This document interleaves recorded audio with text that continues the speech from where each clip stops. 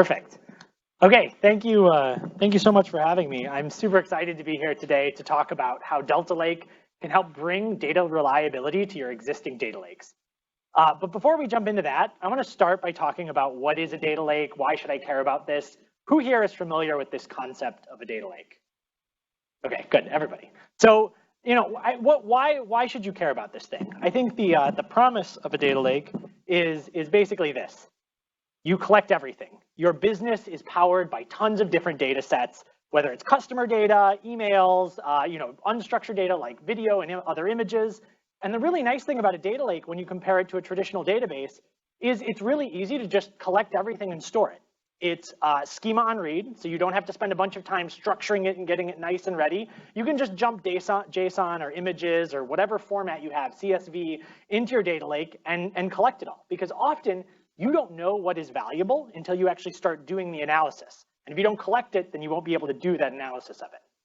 And then once you've stored it all, the next step is data science and machine learning. So you can build recommendation engines, fraud detection. You can even cure cancer using genomics. But I've got bad news for you. And I think those of you that have tried to build these kinds of systems before have probably seen this. Your data is garbage. And so the stuff you're storing is garbage. And so your analyses are often garbage as a result. And the question is, why is this true? Why are there so many quality issues with data lake projects and MapReduce and all these other systems? And in order to kind of go through that, I want to talk about what a typical data lake project looks like and some of the challenges that you end up having to engineer around. So my problem is this. This is kind of a pretty standard thing. I've got a bunch of events coming in through Kafka. They're interesting things that power my business. And my boss has given me two different jobs. I need to do some streaming analytics so I can understand what's going on right now. And I also want to be able to look back in time and do AI and reporting, longitudinal analyses over long periods of time.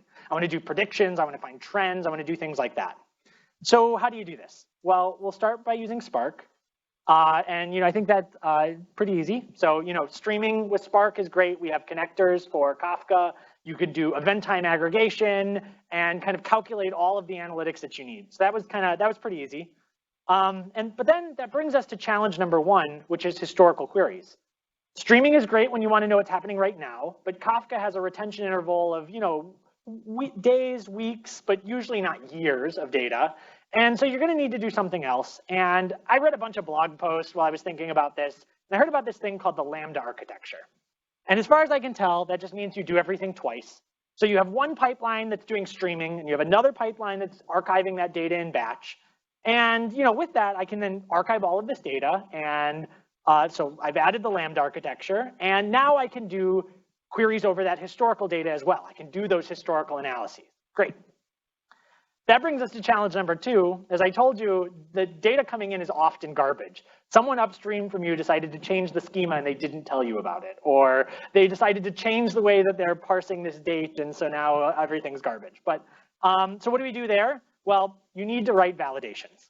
So these are a whole nother set of Spark jobs that you have to manually write, and you have to make sure you run them on every data set. You need to set up alerts so that they fire emails off to you when they go bad, and then you can go in and you can fix it. But that's possible. And Spark's a pretty powerful tool. It's got unified APIs for both streaming and batch. So if I write those validations, I can use them in both places, and that's pretty good. So, okay, we've added validations, and that's solved messy data, right? Well, I've got bad news for you. Some of that messy data already made it into your data lake, and you need to clean it up. And that's really hard when it's not a database. When it's just a collection of files in a file system or on S3, it's really hard to go in and clean up that data because modifying it in place is dangerous. So again, I did a lot of studying. I've seen how people have done this, and there's a pretty common pattern, which is you partition your data. So you break it down by days or hours or weeks, whatever makes sense for your particular use case. And then I'm going to build some framework around Spark that allows me to reprocess individual partitions. So if there's a mistake in one of my partitions, well, it's really easy. I just delete that whole directory and recompute it from scratch. And now I can fix bugs in my code. I can fix bugs in my data really easily. I had to build this whole framework to do it, but that's possible. That's something I can do. Okay, so we've built a system for reprocessing. Are we good now? Well, no. Unfortunately, that brings us to updates. GDPR happens, and now you actually need to go through and update all of the data in your entire table because someone gave you a DSR, Or someone gave you a change data capture workload where you're getting a stream of updates and I need to merge them into a table.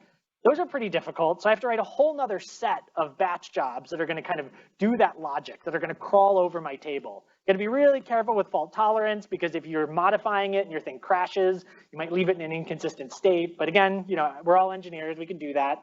And you also got to be careful about scheduling it, because if you're modifying the data while somebody is reading it, you're going to break their analysis as well. So, but again, we can do that. We can set up a schedule. We'll run it at 1 in the morning. And we've added updates. Okay, whew. But what's the theme of this? Why was this so much work?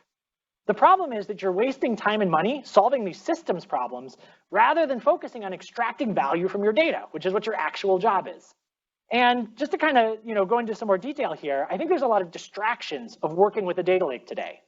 The fact that you don't have Atomicity means that when one of your production jobs fails, it's your job to clean it up. It leaves partial results out there kind of corrupting your data set. A lack of quality enforcement means that it's up to you to do validations at every step of the pipeline. And it's up to you to teach your users that they also need to do that if they're consuming from your data sets. And the lack of consistency and isolation means that it's almost impossible to mix multiple workloads that are touching the same data. If you want to do streaming and batch at the same time, if I want to query something while it's being modified, good luck doing that and getting a correct answer without traditional database transactions. And so this is where Delta Lake comes in. And the kind of high-level idea here is we'll take this kind of relatively complicated architecture where we had to do a lot of stuff ourselves, and we'll simplify it to where we're only thinking about data flow. So the data comes in from all these sources, we clean it, and then we do our analysis on top of it. Now, there are a couple of high-level features that Delta Lake brings that make this possible. The first, and I think the most exciting, is full ACID transactions. So this means that it's acting more like a traditional database. When a job runs, it either runs completely or fails completely. It's never going to leave partial results out there. I will see consistent results even when multiple people are modifying a table at the same time, and I have isolation. So if I'm reading a data set while somebody is modifying it, I will continue to see a consistent snapshot of that data, which is really powerful. Another kind of really nice thing about Delta Lake is that it's based on open standards and it's open source. If I was going to store petabytes of data in a system, I would not want to put that in some proprietary black box. I'd want it to be in something that I can use for multiple engines, and I want to avoid feelings of lock-in. So we have a growing community around Delta. I'll talk about this a little bit more later, but it's supported in Spark. And we also have interest from Hive and Presto and Ranger and NiFi, so lots of stuff going on. And as I said, it's deeply integrated with Apache Spark. So Delta works with both streaming and batch, and if you've got Spark jobs, you can convert them to Delta by making only a few code changes. And I'll actually kind of show that in a couple of slides in a minute. But now I want to take this picture and I want to simplify it a little bit to talk about some of the patterns that I see emerge once you have the power of a Delta Lake. So first of all, is I see people starting to take their data lake and organizing it into quality levels. And what this means is it's going to allow you to incrementally improve the quality of your data until it's ready for consumption. Data is not going to come in and magically be clean, but Delta is going to give you the tools to start with raw data and move it through your pipeline until it's ready for you to show it to the CEO or something like that. So at the beginning, we have bronze data. This is raw. It's a dumping ground for whatever. And this is actually really powerful. You can just take JSON or whatever you have and dump it there without any munging. And I actually think that's a good plan, because there are no bugs in a parser that you didn't write. If you just capture the raw data, you can always go back and reprocess it. And Delta Lake supports storing lots and lots of data. You can store years of data in a single Delta table. You have almost infinite retention. After that, we move on to kind of the silver tables. These are filtered and cleaned and augmented, but they're still intermediate. They're not quite ready for consumption. And you might say, well, wait a second. If this isn't the final result, why am I wasting time creating a table that materializes it? I think there's actually kind of a couple of nice patterns here. One is, maybe you're not the only person that is interested in this data set, and by creating a table with it, you can allow many people in the organization to take it and join it and get it ready for whatever the final report you're going to build is. But another kind of more subtle thing that I noticed as soon as people started using this is these intermediate tables are very powerful for debugging. When I see a problem in my final report and I can go back and actually look at the records that produced it, that makes it much easier to understand what went wrong. And then finally, we get to gold level tables. So this is the final business level aggregates that mean something to you and your business. And now you can query it with Spark or Presto and any engine that you'd like. So that's kind of the high level. but now how do I move data through the Delta Lake? So as I mentioned before, Delta is fully supporting streaming. And I want to kind of correct some misconceptions that I've heard about streaming before. So many people, when they hear streaming, they think, okay, this is a hyper low latency thing that is much more complicated. I'm only going to do it because I want low latency. But to me, that's not really what streaming is about. We do support that. We have continuous processing mode in Spark that can do millisecond latency. But really, streaming to me is about incrementally computing an answer as new data arrives. Rather than running a batch job over and over and over again and reprocessing it, or rather than me worrying about what has already been processed and what has already been pushed downstream, the stream takes care of that for you. So it will calculate what's new, what's already been processed. It'll take it and transactionally move it downstream. It'll guarantee exactly one semantics. It will checkpoint in the middle, so if there's a failure, it can pick up from where it left off. And those are the reasons that you want to use streaming. Even if you have latencies of, say, a day or a week, streaming can still be really powerful because it simplifies the job of managing the pipeline. So Spark has this really nice kind of cost latency slider that you can use called trigger modes. So if you run in continuous trigger mode, it's going to always take up all those cores. It's going to continually pull for new data, and you'll get millisecond latency at high cost. If you run in micro batch mode, you can share a cluster amongst a whole bunch of different streams, and it'll run tons of tiny little tasks, and you can get minute latency in your pipeline. And if you have data that arrives once a week and you don't want to keep that cluster up and running, you can do trigger once. And what a trigger once stream does is it processes all new data that has arrived since it ran last, and then it shuts down. And if you're running in the cloud, that means you can give up that hardware and stop paying for it. So that's actually a pretty powerful trade-off where you can decide how important latency is to you and only pay for what you need. Now, of course, I think streaming is great, but not everything is streaming. Sometimes you get that GDP DSR, and you need to take care of it right now. And so Delta also has full support for batch jobs. And we do this using standard DML. So you can insert data, you can update it, you can delete it. We even support change data capture through merge into.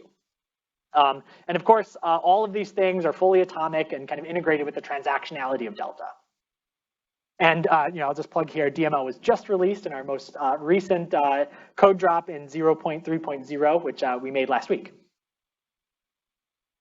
One kind of final thing about this architecture that I think is really nice. I mentioned at the beginning, you're always keeping a lot of raw data around. And that means recomputation is trivial. If you find a bug in your code, or you decide that there's some new analysis that you wanted to do that you had never thought of, you can very easily process all of the data from the beginning of time over again. And all you have to do is delete the checkpoint, delete the data in the table, and restart the stream, and it'll do the rest. And the reason is because when you run a stream from a Delta table, it's going to calculate the same answer as though you would run a batch job. It's just going to incrementally keep that answer up to date. So what Delta does is it takes a snapshot of the table at the moment the stream starts.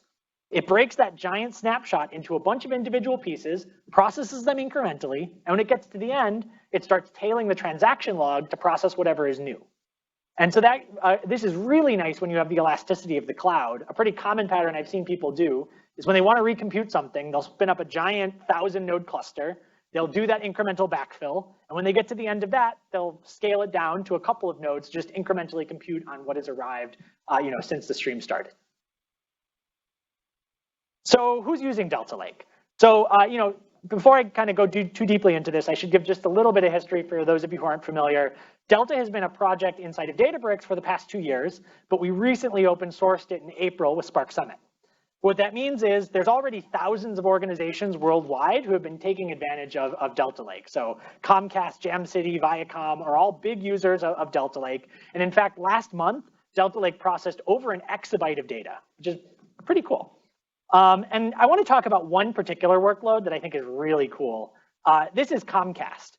So they have this petabyte scale job. And I think you're probably all familiar with Comcast. They have this problem where they've got these set-top boxes people are clicking through, and they want to sessionize. They want to understand, oh, you went to the home shopping network, and then you went to ESPN, and then you went back to the home shopping network. They want to kind of figure out how people are moving through the content that they're providing. Now, they were running this on Spark before Delta, but it was such a big job that it could not run on a single Spark cluster. The scheduler would just tip over.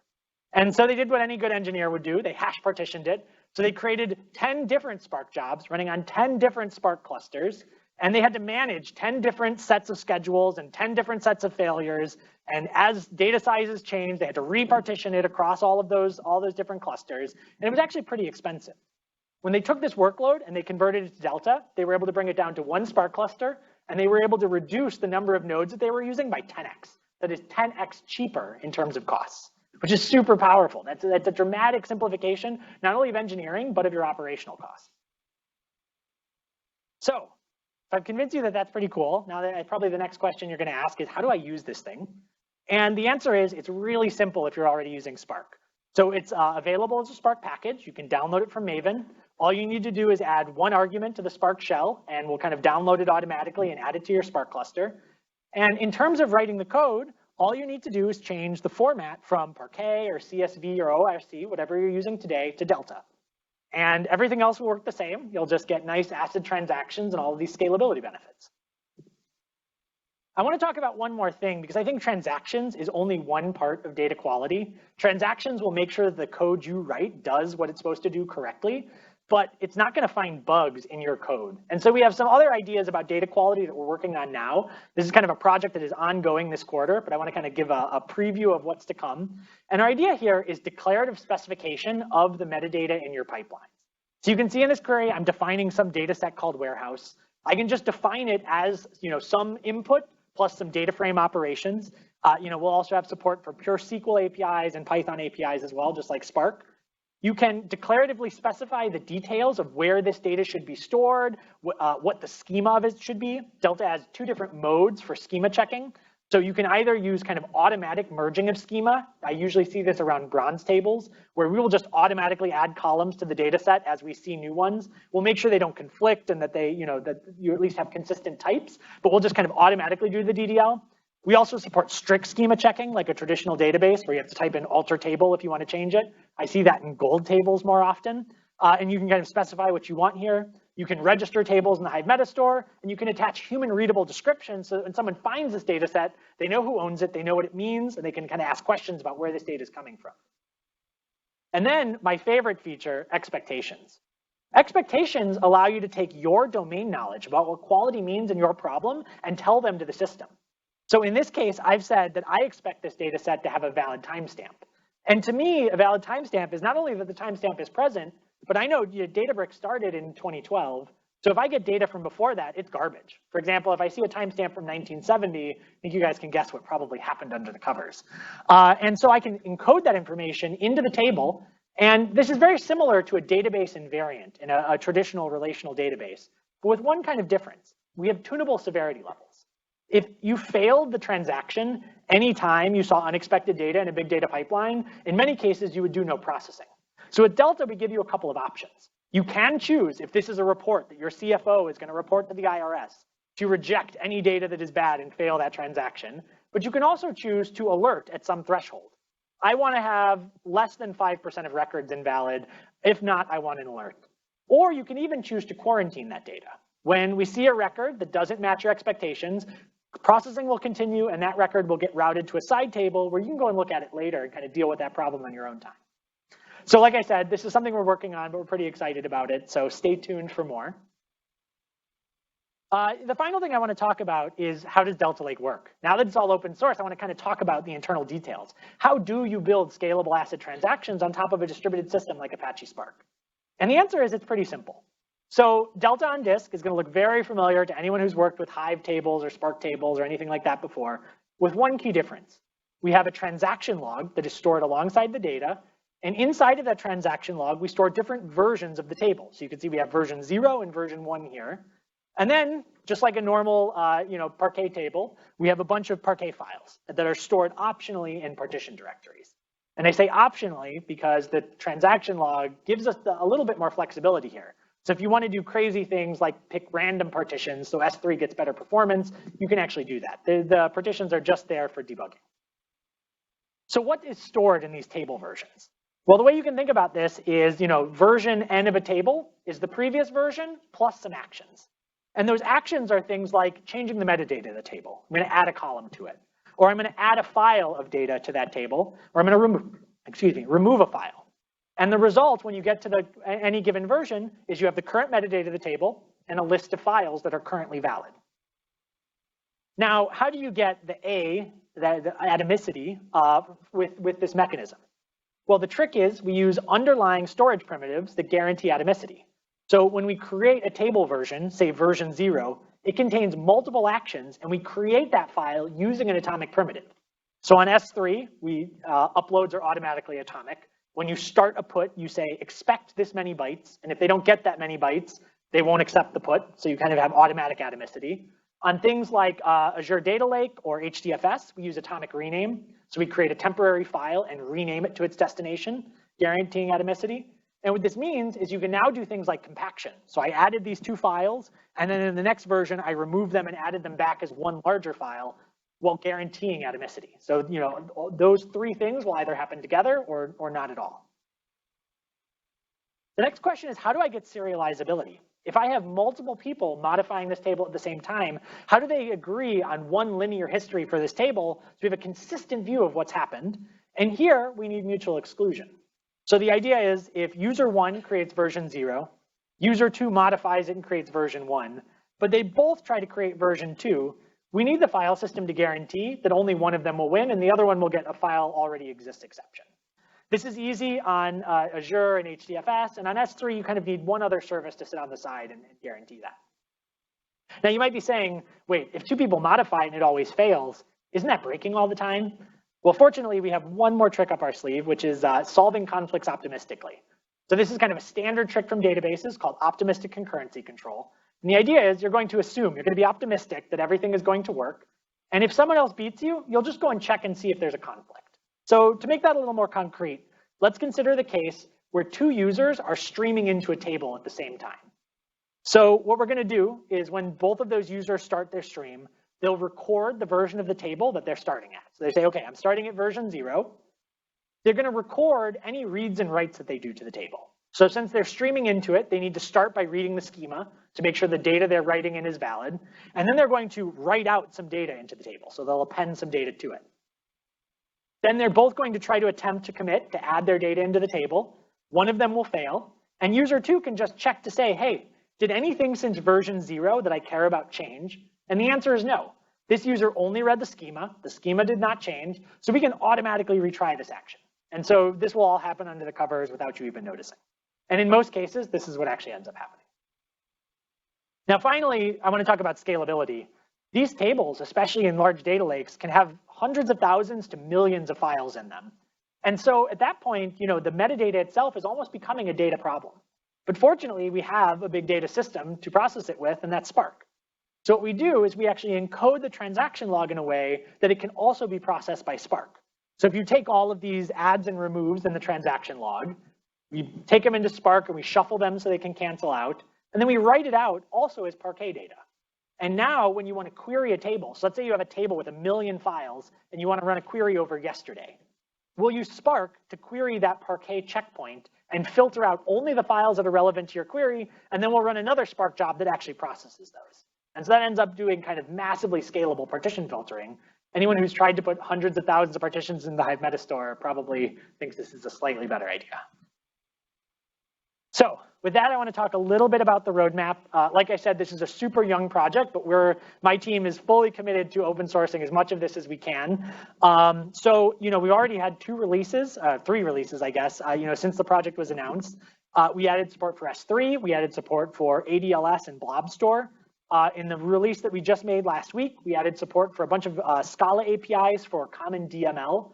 So you can now do update, delete, and merge, and also vacuum, which is how you clean up stale snapshots of the table so you don't pay infinite amounts of money to S3. And in the rest of Q3, we have a couple of exciting projects going on. We're adding DDL support, so you can do create table and alter table, and register Delta tables in a Hive Metastore. And we're also adding SQL support for DML.